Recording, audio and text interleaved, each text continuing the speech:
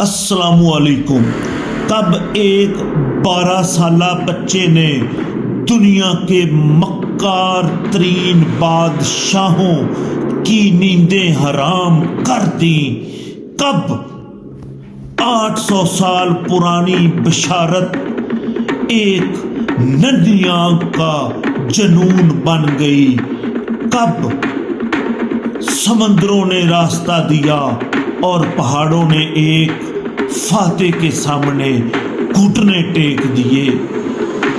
جھپٹنا پلٹنا، پلٹ کر جھپٹنا، جھپٹنا پلٹنا، پلٹ کر جھپٹنا لہو گرم رکھنے کا ہے ایک بہانہ۔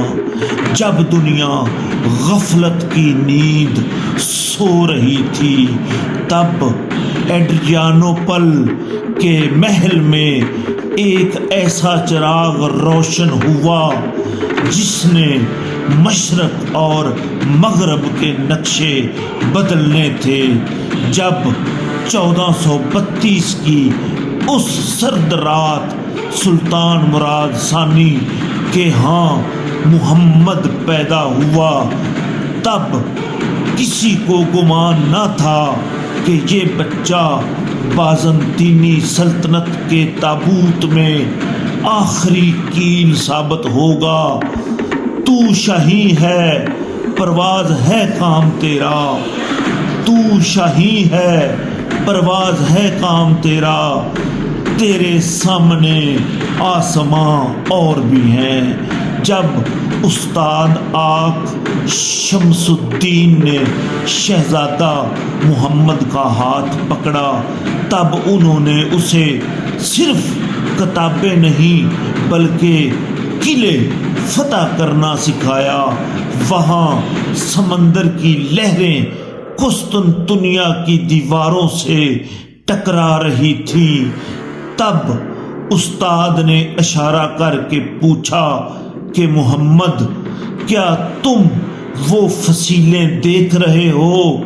جب محمد نے ان دیواروں کو دیکھا تب اس کے دل میں وہ سوال پیدا ہوا جو 800 سال سے ادھورا تھا کہ میں وہ کیوں نہیں کر سکتا جو آج تک کوئی نہ کر سکا۔ نہیں تیرا نشے من قصر سلطانی کے گنبد پر، نہیں تیرا نشے من قصر سلطانی کے گنبد پر، تو شاہی ہے بسیرا کر پہاڑوں کی چٹانوں پر۔ جب 1444 میں محض 12 سال کی عمر میں تخت محمد کے حوالے کیا گیا تب اپنوں نے ہی اسے بچہ سمجھ کر پیٹھ میں چھرا گھونپا۔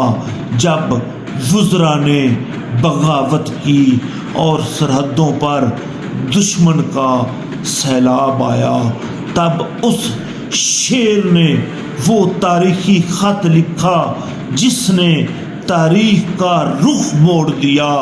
جب اس نے اپنے باپ کو للکارا کہ اگر آپ سلطان ہیں تو آ کر اپنی فوج سنبھالیں، تب دنیا جان گئی کہ عثمانیوں کو ایک نیا لیڈر مل چکا ہے۔ جب اسے تخت سے ہٹا کر مغنیسیہ بھیجا گیا تب وہ ٹوٹا نہیں بلکہ خاموشی سے اپنا جال بننے لگا۔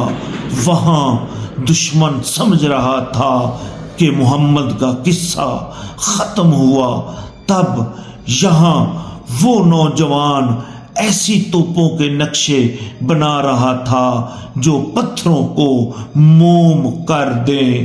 جب وہ اکیلا ساحل پر کھڑا لکڑی کی تلوار سے لہروں پر ضرب لگاتا تب اس کے سینے میں قسطنطنیہ کی فتح کا وہ نقشہ دھڑک رہا تھا جو کسی اور کی سمجھ سے باہر تھا۔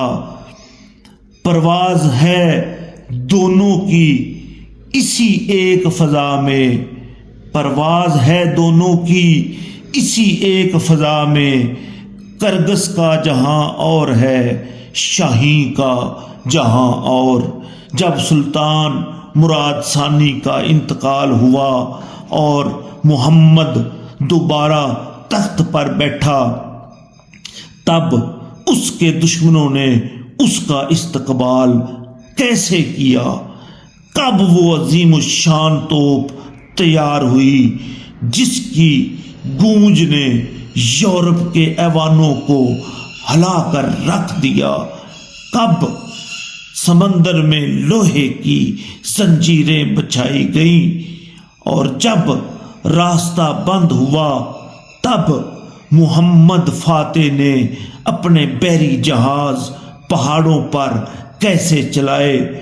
مائی ڈیئر لسنر، یہ تحریر عظیم الشان سلطان محمد فاتح پر میں پوری سیریز تیار کر رہا ہوں۔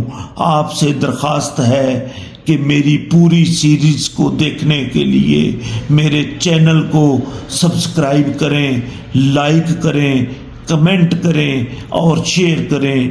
اور یہ سلطان محمد فاتح کی پہلی قسط ہے اور یہاں سے میں آغاز کر رہا ہوں۔ اگلی قسط کے لیے میرے چینل کو فالو کریں۔ آپ کی محبتوں کا بہت بہت شکریہ۔